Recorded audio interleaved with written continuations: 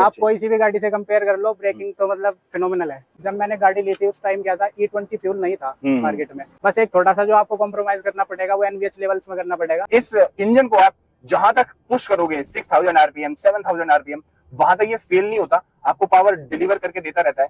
Compact and sub compact SUVs की भरमार है आज मार्केट में और बहुत सारी आपको गाड़ियां दिख जाती है। बेस्ट सेलिंग गाड़ी भी आपको पता है और जो बेस्ट परफॉर्मिंग गाड़ियां हैं वो भी आपको पता है।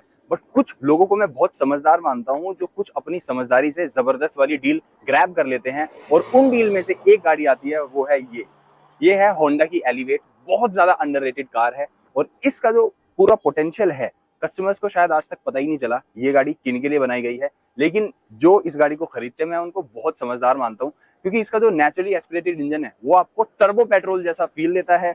जबरदस्त, वन ऑफ द बेस्ट जो इसका नेचुरली एस्पिरेटेड इंजन है पूरे सेगमेंट में। जो इसकी टक्कर है वो टर्बो पेट्रोल इंजन से आप कर सकते हो, इतना जबरदस्त इसका पूरा इंजन है। और आप इसका एक बार स्टांस देखिए पूरी गाड़ी का, पूरी एसयूवी लुक, बॉक्सी लुक आपको मिल जाती है इस गाड़ी में। और इसी गाड़ी के बारे में आज हम बात करने वाले हैं और इस गाड़ी के जो ओनर है उनके साथ हम एक ओनरशिप रिव्यू करने वाले हैं इस पूरी गाड़ी के बारे में।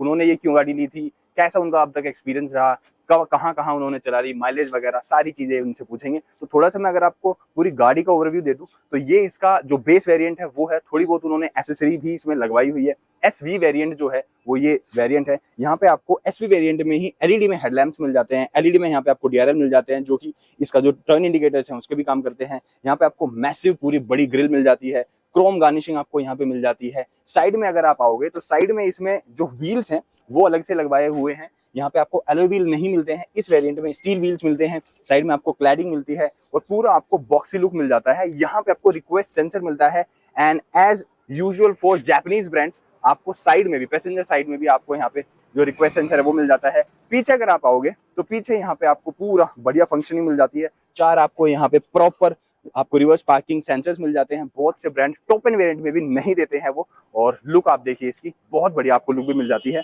तो ये हुई गाड़ी की बात। अब मैं गाड़ी के ऑनर से मिलवाता हूँ। वैसे तो वो मेरे छोटे भाई हैं, बचपन में हम साथ में ही पढ़े लिखे हैं, बड़े हुए हैं साथ में, लेकिन काम के सिलसिले से सब अलग हो जाते हैं। तो ये है हमारे भाई, छोटा भाई है मेरा ये, और वैभव है इसका नाम, प्यार से लकी बुलाते हैं हम इसको। और कैसा एक्सपीरियंस है भाई अब तक इस गाड़ी के साथ? बढ़िया है भाई। बढ़िया है। तो एक बार ये बता, जब तूने ये गाड़ी ली थी तो क्या क्या सोच के लिया था, क्योंकि जब शायद ये फर्स्ट ही गाड़ी है तेरे घर की, पहली है, तो बहुत से लोग सोचते हैं भाई क्या लेना चाहिए, मारुति सुजुकी की तरफ जाते हैं, हुंडई की तरफ जाते हैं। और क्योंकि इस सेगमेंट में क्रेटा भाई किंग है, तो क्रेटा से ज्यादा सेल कोई नहीं है। उसके बाद ग्रैंड विटारा आती है, हाईराइडर आती है। और इस जो गाड़ी को जब चूज किया गया होगा, इसको लिस्ट किया गया होगा, तो वो पैरामीटर्स क्या थे? सबसे पहले तो हमने भाई क्रेटा, मतलब भैया के पास है घर में, तो वो भी चलाई है, मतलब ठीक है वो गाड़ी, कोई दिक्कत नहीं है उस गाड़ी में भी। पर जैसे क्रेटा एक तो थी, तो फिर ऐसा कि एक और क्रेटा थोड़ी ना, ऐसा वो नहीं था कि मतलब वही ली जाए, कोई अलग गाड़ी ट्राई कर रहे थे। अच्छा, तो पहले हमने ग्रैंड विटारा ट्राई करी थी, उसकी टेस्ट ड्राइव भी ली, पर उसमें इंजन को अगर आप पुश करोगे तो कुछ आउटपुट ही नहीं निकलेगा एकदम, मतलब सो है वो गाड़ी। नॉन हाइब्रिड वाला देखा था? हाँ, नॉन हाइब्रिड में टॉप मॉडल था वो भी। और फिर उसके बाद हमने हाई राइडर देखी, सेम है वो भी, कुछ डिफरेंस नहीं है उसमें भी। फिर एक बार हमने स्कॉर्पियो एन भी देखी है, पर वो थोड़ी लीक से बड़ी गाड़ी है, बजट से ज्यादा होगी वो। हाँ, आउट ऑफ बजट भी है और फिर थोड़ी साइज में भी बहुत ज्यादा है। फिर इस गाड़ी को देखने गए एक दिन हम, तो एक मतलब नो नॉनसेंस कार है, ज्यादा फीचर्स नहीं है ऐसे कि जो थोड़े आपको मतलब ऐसा लगेगा कि ज्यादा ही हो गया, नॉर्मल है। और चलने ड्राइवेबिलिटी थोड़ी ग्रैंड विटारा और बाकी सबसे अच्छी है। बाकी हमने टाइगोन और ये स्लावियन नहीं देखी थी क्योंकि वो टर्बो में थी। टर्बो में जो 1.5 लीटर है वो बजट से बाहर भी है। हाँ, वो बजट में वो थोड़ा महंगा हो जाता है, वो थोड़ा महंगा है। फिर हमने इसका ऑटोमेटिक और मैनुअल देखा, तो मैनुअल में SV में मुझे डील लगी कि थोड़ी ग्रैब करनी चाहिए, तो बहुत ही अच्छी डील लगी।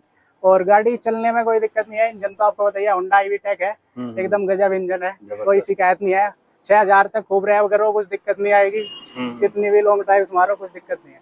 वैसे टर्बो वाला ही फील देता होगा पूरा जो इसका इंजन है। टर्बो थोड़ा मतलब ये है कि आपको ये फील नहीं होगा कि पावर नहीं है गाड़ी में, जब 19-20 का ही फर्क आपको दिखता मतलब होगा, थोड़ा ही फर्क है। हाँ, और वो बहुत बड़ा कॉम्प्लीमेंट है होंडा के इस इंजन का। और यही सेम इंजन होंडा सिटी में भी आता है। बट क्योंकि आजकल SUV का ट्रेंड है तो एलिवेट होंडा को चाहिए थी, बट बहुत दिनों बाद उन्होंने निकाली।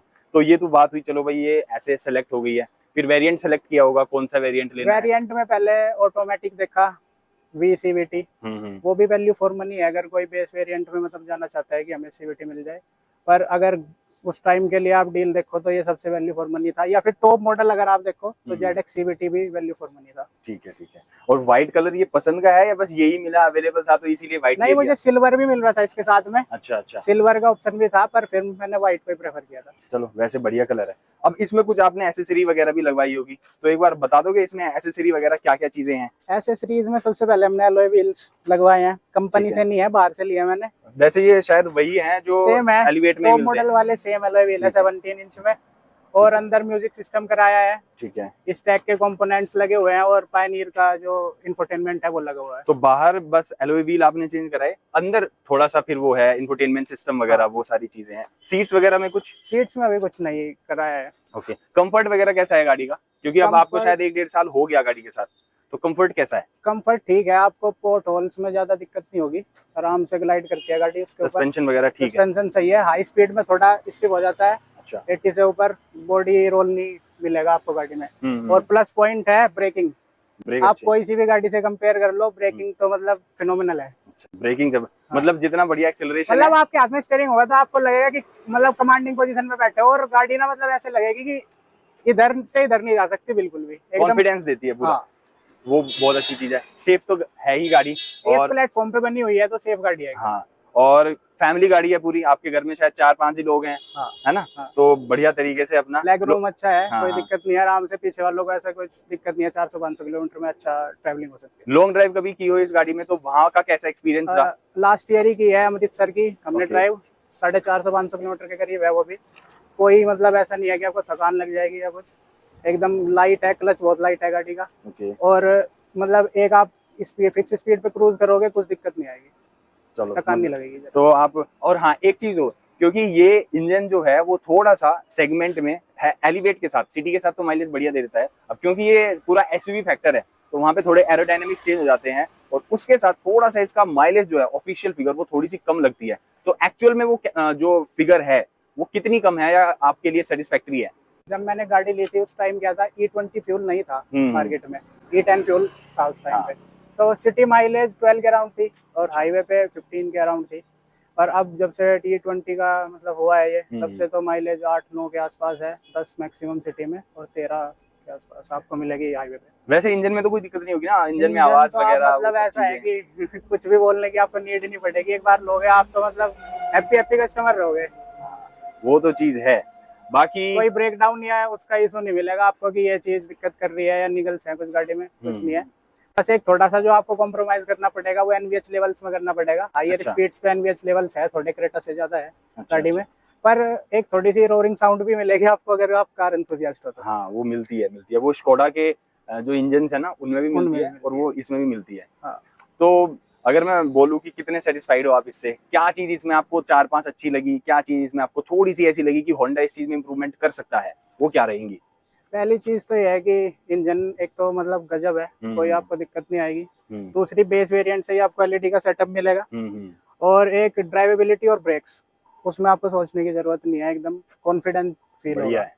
एक जो नेगेटिव पॉइंट है वो है गाड़ी में थोड़े से फिट एंड फिनिश के इशू है। अच्छा, कहीं कहीं पे, और NVH लेवल्स। अच्छा, NVH लेवल और फिट एंड फिनिश थोड़ी सी नेगेटिव में हो जाती है। थोड़ी सी अगर आप सेगमेंट में जाओगे तो उनसे थोड़ा सा 19-20 का फर्क है।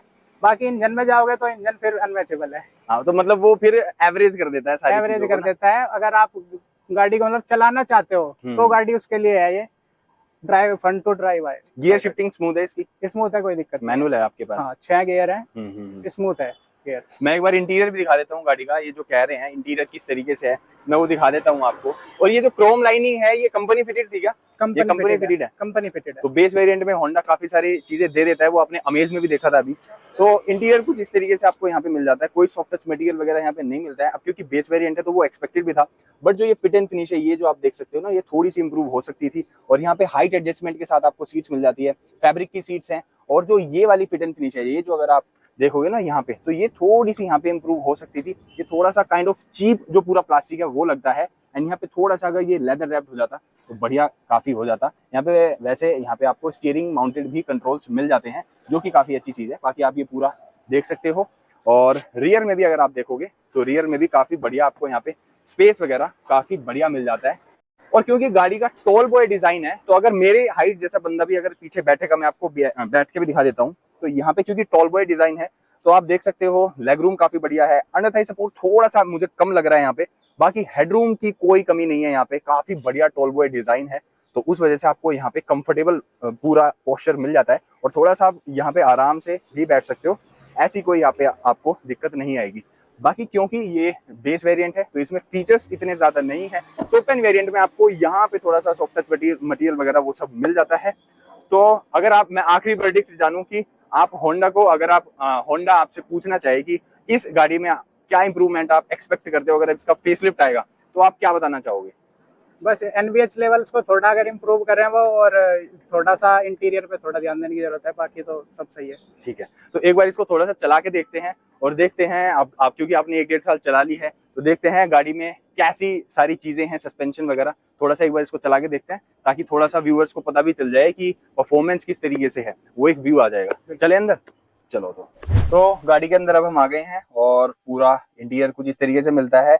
डुअल टोन में आप इसको कह सकते हो, थोड़ा सा यहाँ पे आपको ब्लैक और थोड़ा सा ये डार्क ग्रे टाइप आपको यहाँ पे कुछ ये वॉलनट कलर के तरीके का यहाँ पे आपको मिल जाता है कि आपको कुछ इस तरीके से मिलती है। और बेस वेरिएंट में आपको पुश स्टार्ट स्टॉप बटन मिल जाता है, यहाँ पे डोर लॉक अनलॉक का ऑप्शन मिलता है, पीछे आपको होंडा का लोगो मिल जाता है।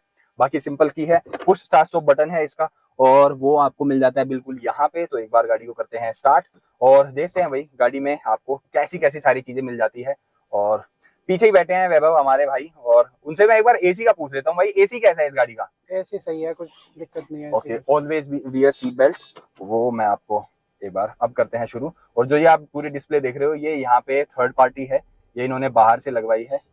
और जैसे ही गाड़ी स्टार्ट होती है तो आपको वो जो एक होता है नेचुरली एस्पिरेटेड इंजन का वो जो ग्रंट होता है वो आपको सुनाई दे जाता है और काफी बढ़िया लगता है वो आपको सुनने में। ऐसा नहीं है, कुछ क्रिंज नॉइस होती है, कुछ जो 3 सिलेंडर इंजन आते हैं मार्केट में वो आपको थोड़ी सी क्रिंज आवाज देते हैं, लेकिन जो इसका जो सुनने में जो मजा आता है वो बड़ा जबरदस्त है। और टर्निंग रेडियस भी कोई इतना ज्यादा नहीं है इसका, आराम से गाड़ी कहीं भी मुड़ जाएगी।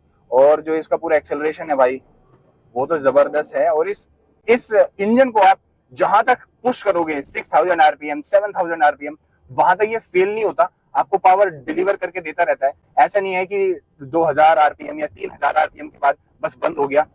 अगर इसके पूरे हम व्यूइंग एंगल की बात करें तो भाई इस जो ये पूरा सेगमेंट है, जितनी भी गाड़ियां हैं इस सेगमेंट में, इससे ज्यादा जो पूरा बाहर का व्यू मिलता है ना, इससे ज्यादा बड़ा मैंने नहीं देखा। और जितना इसका पूरा फ्रंट हुड आपको देखने को मिल जाता है, पूरा आपको आगे तक देखने को मिल रहा है कहां तक गाड़ी ये चल रही है, जो कि आपको बहुत जबरदस्त कॉन्फिडेंस भी देती है जब आप चलते रहते हो। ए पिलर भी इतने ज्यादा आपको यहाँ पे थिक नहीं मिलते हैं, तो वो काफी अच्छी चीज है। होंडा ने बहुत समझदारी के साथ और बहुत प्रैक्टिकल इस गाड़ी को पूरा बनाया है। जो एसी है वो भी काफी अच्छे तरीके से काम करता है। यहाँ पे आपको पूरे फिजिकल बटन मिलते हैं। आजकल के जो ब्रांड्स हैं वो आपको दे देते हैं यहाँ पे टच दे देते हैं, जो कि थोड़ा सा ड्राइवर के लिए डिस्ट्रैक्शन भी हो जाती है, बट यहाँ पे ऐसी चीज नहीं है। जो स्टीयरिंग है उसमें फील आपको काफी बढ़िया मिल जाता है। और शायद ये हॉर्न भी भाई आफ्टर मार्केट है। हाँ, आफ्टर मार्केट अलग अलग हुआ है। हाँ, ये कुछ 1-2 चीजें यहाँ पे इन्होंने अलग करवाई हुई है अपने टेस्ट के अकॉर्डिंग। बाकी जो पूरी गाड़ी है वो रॉ ही है। यहाँ पे आपको कुछ स्टीयरिंग बिल्कुल रॉ आपको मिलता है, यहाँ पे कुछ ऐसा इन्होंने लेदर रैप्ड नहीं करवाया हुआ है। सीटिंग वगैरह वो सारी ऐसी है। और इंजन का तो मैंने वही बता दिया, जैसे ही आप पेडल प्रेस करोगे वैसे ही ये गाड़ी आपके चेहरे पे एक स्माइल ले आएगी। मतलब ये टर्बो भी नहीं है, लेकिन टर्बो की इतनी ज्यादा याद भी नहीं आती अगर आप इस गाड़ी को चलाओगे। या ये चीजें होंडा की हर गाड़ी में है, अगर आप सिटी भी चलाओगे, अगर आप अमेज भी चलाओगे। वैसे अमेज का अगर आपको ड्राइव रिव्यू देखना है तो आई बटन पे आप क्लिक कर सकते हो, वहां पे आपको मिल जाएगा, या आपको वीडियो डिस्क्रिप्शन में मिल जाएगा, वहां पे डिटेल में बात की गई है अमेज का जो पूरा ड्राइव रिव्यू है कैसे वो चलने में है। इसके टॉप एंड वेरिएंट में आपको एडास भी मिल जाता है, जो कि इस सेगमेंट में काफी ज्यादा गाड़ियों में नहीं मिलता। आपको क्रेटा में मिल जाता है, सेल्टोस में मिल जाता है, और एमजी की जो एस्टर है शायद उसको लोग भूल ही गए होंगे, उसमें इस सेगमेंट में पहली बार आपको एडास देखने को मिला था। इसमें आता है, लेकिन वो कैमरा बेस्ड है, रडार बेस्ड नहीं है। और उसकी जो एक्यूरेसी है वो काफी बढ़िया है। ऐसा नहीं है कि वो कैमरा बेस्ड है तो आपको एक्यूरेसी में कुछ दिक्कत होगी। और एक इसमें लेफ्ट साइड के ओआरवीएम पे लेन वॉच कैमरा आता है, जो कि होंडा की एक अलग फीचर है, वो आपने किसी गाड़ी में नहीं देखा होगा, तो वो एक यहाँ पे चीज आती है। बाकी सनरूफ वगैरह वो सारी चीजें आ जाती है। पैनोरामिक सनरूफ नहीं आता है इसमें। और इंजन का जो पूरा ग्रंट है, अभी ये सेकंड गियर में है और मैंने ये पुश की और ये हो ही गई। एक सेकंड के लिए भी इसने ये नहीं सोचा कि मुझे थोड़ा सा रेव कम करना है, या इंजन थोड़ी बार ना थोड़ा सा स्लग कर जाता है, थोड़ा सा ढीला पड़ जाता है। यहाँ पे वैसी चीज नहीं है। जैसे ही आप प्रेस करोगे भाई, ये आपके चेहरे पे एक स्माइल ले आएगा, इतना बढ़िया पूरा इंजन का रेस्पॉन्स है। बाकी कंफर्ट वगैरह से मुझे इस पूरी गाड़ी से कोई दिक्कत नहीं है, सारी चीजें आपकी रीच में है। एर्गोनॉमिक्स गाड़ी के काफी बढ़िया है, और क्योंकि मैं अभी यहाँ पे चला रहा हूँ तो एनवीएस लेवल मुझे इतने ज्यादा पता नहीं चल रहे हैं। बाकी हाँ, जो बाहर के जो हॉर्न्स हैं वो थोड़ा सा मुझे सुनने को मिल ही रहे हैं, और जिस बंदे ने ये 1.5-2 साल चला लिया उसको ज्यादा पता होगा। तो ये था मेरा एक इनिशियल इंप्रेशन, इतना ज्यादा तो मुझे ये चलाने को नहीं मिली। बाकी सस्पेंशन मुझे ठीक लगा है, इसका इतना ज्यादा कोई दिक्कत नहीं है। टर्निंग रेडियस काफी अच्छा है। परफॉर्मेंस की तो कुछ बात ही नहीं है भाई, इस गाड़ी में काफी जबरदस्त आपको पूरा परफॉर्मेंस निकाल के दे देता है। और क्योंकि ये बेस वेरिएंट है, बेस वेरिएंट में जितने फीचर होने चाहिए उससे ज्यादा ही होंडा ने इसमें दिए हुए हैं। काफी जबरदस्त आपके लिए ये एक वैल्यू डील हो जाती है। और अब तो क्योंकि जीएसटी वगैरह वो सारी चीजें आ गई है, तो इसके जो प्राइसेज है वो और कम हो गए हैं। होंडा कुछ दिनों में अनाउंस कर देगा, अभी होंडा ने ऑफिशियली अनाउंस नहीं किए हैं, तो शायद ये वीडियो जब तक आए तब तक वो कर दे। बाकी काफी बढ़िया आपको डील मिल जाती है, और बहुत ज्यादा समझदार मैं उन लोगों को मानता हूँ जो इतनी भीड़ भरी पूरा सेगमेंट है उसमें से एक इस डायमंड को चुनते हैं। और रियली में ये डायमंड है बड़ा जबरदस्त, पूरा वेल पैकेज्ड होंडा के इंजन के साथ और जबरदस्त ये बन जाता है। काफी बढ़िया आपको ये डील मिल जाती है। तो होंडा एलिवेट के लिए अगर आपके मन में कोई भी सवाल है तो वो आप कमेंट में हमसे पूछ सकते हैं, मैं उन चीजों का जवाब दे दूंगा आपको। और स्पेशल थैंक्स टू वैभव भाई जो हमारे लिए गाड़ी अरेंज करके लाए और उन्होंने हमें टाइम दिया। बाकी वीडियो में इतना ही। वीडियो अच्छी लगी है तो लाइक कीजिए, शेयर कीजिए, एंड चैनल पे अगर अभी आप नए हो तो चैनल सब्सक्राइब कर लीजिए। अगेन, अगर आपको कोई भी डाउट हो, अगर आप एलिवेट को प्लान कर रहे हो लेने का, या आपके दिमाग में कोई डाउट आ रहा है, कुछ क्वेश्चंस हैं इसको लेके, तो हमें वो जरूर पूछिए, मैं उसका आंसर दे दूंगा आपको। और बस, चैनल अगर अभी तक सब्सक्राइब नहीं किया है तो चैनल सब्सक्राइब कर लीजिए। मिलते हैं हम आपसे नेक्स्ट वीडियो में। Till then take care, bye bye.